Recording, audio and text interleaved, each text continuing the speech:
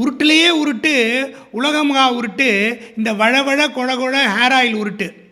Hair oil தடவுனா முடி வளரும்னு ஒரு நம்பிக்கையை வளர்த்து, அதாவது தண்ணி விட்டால் பயிர் வளர்கிற மாதிரி எண்ணெய் விட்டால் மயிர் வளரும்னு மக்கள்கிட்ட ஒரு மூட நம்பிக்கையை வளர்த்து இந்த ஹேர் ஆயில் பிஸ்னஸ் அமோகமாக செழித்து வளருது. முடி செழித்து வளருதோ இல்லையோ, ஹேர் ஆயில் பிஸ்னஸ் அமோகமாக செழித்து வளருது. இதில் வேறு வெங்காயம், பூண்டு, கருவேப்பிலை, கொத்தமல்லி, ஓம்பருத்தி, ஏம்பருத்தி, செம்பருத்தின்னு ஏகப்பட்ட மிக்சர் வேறு இந்த ஹேர் ஆயிலில். இதில் எங்கள் ஆயா ஃபார்முலா, எங்கள் அப்பத்தா ஃபார்முலான்னு அவங்கவுங்க ஃபேமிலிக்கு தனித்தனி ஃபார்முலா வேறு. ஒரு ஹேர் ஆயில்னாலையும் முடி வளரவே வராது. அதுதான் உண்மை.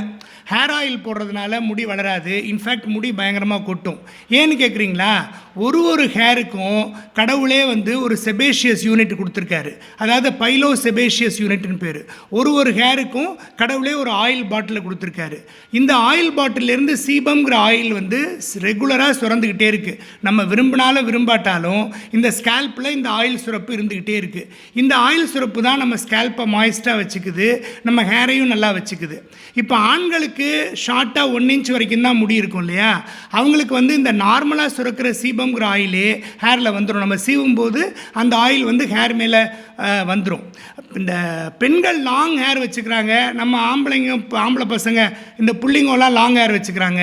இந்த மாதிரி லாங் ஹேர் வச்சுக்கிறவங்களுக்கு தான் இந்த ஹேர் ஆயில் நம்ம ஸ்கேல்பில் சுரக்கிற ஹேர் ஆயில் முடி மேலே வராது.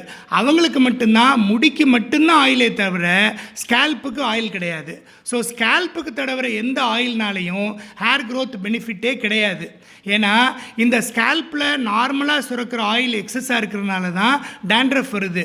டேண்ட்ரஃப் தான் முடி கொட்டுறதுக்கு ஒரு முக்கியமான காரணம். அப்படி இருக்கும்போது நம்ம இது மேலே எக்ஸ்ட்ராவாக ஸ்கேல்ப்பில் ஆயில் அப்ளை பண்ணோம்னா நம்ம எரியிற தீயில எண்ணெய் ஊற்றுற மாதிரி, ஓமகுண்டத்தில் நெய் ஊற்றுற மாதிரி, இப்படி லிட்டராக பாட்டிலாக ஆயில் ஊற்றுனோம்னா இருக்கிற 4 முடியும் சுத்தமாக போயிடும். ஸோ இந்த ஹேர் ஆயில்லாம் ஒரு பெரிய பெனிஃபிட்டு. ஹேர் ஆயில் போட்டால் தான் முடி வளரும், முடியை நம்ம காப்பாற்ற முடியும்னு காலங்காலமாக நம்மளை நம்ப வச்சு நம்ம வீட்டில் இருக்கிற ஆயா அப்பத்தாலாம் சொல்லி நம்மளை பழக்கி இந்த மூட நம்பிக்கையை ஒரு ஃபேக்டாக மாற்றிட்டாங்க. இப்போ கூட ஒரு சின்ன குழந்தை ஒன்று பண்ணுது, ஒரு வீடியோ, ஒரு ரீல் ஒன்று. அதில் அவங்க அது ஒரு டாக்டர் மாதிரி வேஷம் போட்டு ஆக்ட் பண்ணுது. அவங்க அப்பா கேட்குறாரு, இந்த முடி ரொம்ப கொட்டுது என்ன பண்ணுறதுன்னு. அப்போ ஆயில் வைங்க, ஆயில் வச்சு அப்படி ப்ரெஸ் பண்ணுங்கள் தலையில், அது போய் ஒட்டிக்கும் அப்படின்னு சொல்லுது. அப்படி அந்த பிஞ்சு மனசில் கூட அந்த எண்ணத்தை நல்லா வேரூன்ற பதிய வச்சுருக்காங்க. ஆனால் உண்மை என்னென்னா, இந்த ஹேர் ஆயில்னால் எந்த விதமான பெனிஃபிட்டும் கிடையாது. சாதாரண தேங்காய் எண்ணெய் அல்லது நமக்கு பிடிச்ச எந்த எண்ணெயோ நம்ம முடியில் மட்டும் தடவிக்கலாம். அதுவும் நம்ம முடி லாங்காக இருந்தால். ஷார்ட் ஹேருக்கு தேவையே இல்லை.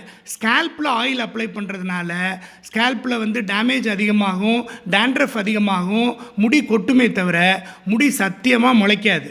இப்படியே ஹேர் ஆயில் பிஸ்னஸ், ஹேர் ஆயில்னு சொல்லி வளர்த்து ஹேர் ஆயில் பிஸ்னஸ் மட்டும் எவ்வளோ தெரியுமா? 12,000 கோடி. ஆமாம், இப்போவே தலை சுற்றுது இல்லை? யாரையாவது போய் பிடிக்கணும்னு பார்த்தா கூட இந்த ஹேர் ஆயில் வழுக்குது. இந்த ஹேர் ஆயில் போட்டால் முடி வளரும் அப்படிங்கிற நம்பிக்கையே வளர்ந்துச்சு. இப்போ ஒரு பல வருஷமாக, பல யுகங்களாக இருக்கிற ஒரு நம்பிக்கையை மூட நம்பிக்கைன்னு ஒதுக்கிட முடியாது இல்லையா? அது ஒரு நல்ல கேள்வி. நிறைய பேருக்கு அந்த கேள்வி வரலாம். அந்த நம்பிக்கை ஏன் அப்படி வந்துச்சு அப்படின்னா, பல நம்பிக்கைகள் இப்படி தான் இருக்குது. இப்போ அந்த காலத்தில் ஹேரை இப்போ ஹேருக்கு தேவையான ஒரு ஊட்டச்சத்துக்களெல்லாம் ஒரு ஆயிலில் தடவி அப்ளை பண்ணணும் அப்படிங்கிற மாதிரி இருந்திருக்கு. ஆனால் ஹேருக்கு தான், இது ஸ்கேல்ப்பு கிடையாது.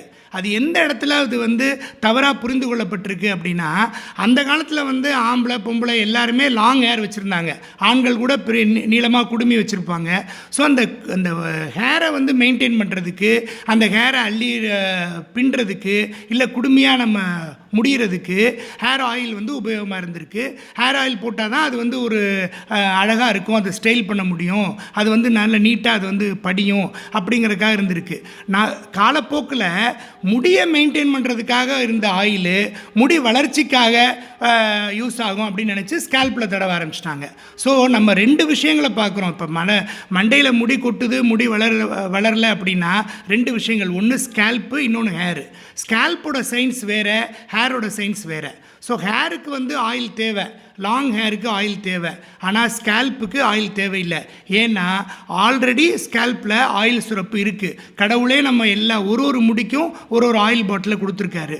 அதுவும் ஷார்ட் ஹேர் வச்சுருப்போம் ஆண்கள். இப்போ நம்ம நாகரிக உலகத்தில் ஷார்ட் ஹேர் தான் வச்சுருக்கோம் ஆண்கள் எல்லாருமே. இந்த ஷார்ட் ஹேருக்கு ஸ்கேல்ப்பில் சுரக்கிற ஆயிலே போதும். அதுவே வந்து அந்த ஸ்கின் மேலே அந்த ஹேர் மேலே வந்துடுது. ஆனால் லாங் ஹேர் வச்சுருக்காங்க இல்லையா பெண்கள், அவங்களுக்கு தான் வந்து அந்த 1 இன்ச்சுக்கு அப்புறம் அந்த 1 இன்ச்சுக்கு மேலே இருக்கக்கூடிய தொங்கக்கூடிய முடிக்கு ஆயில் தேவை.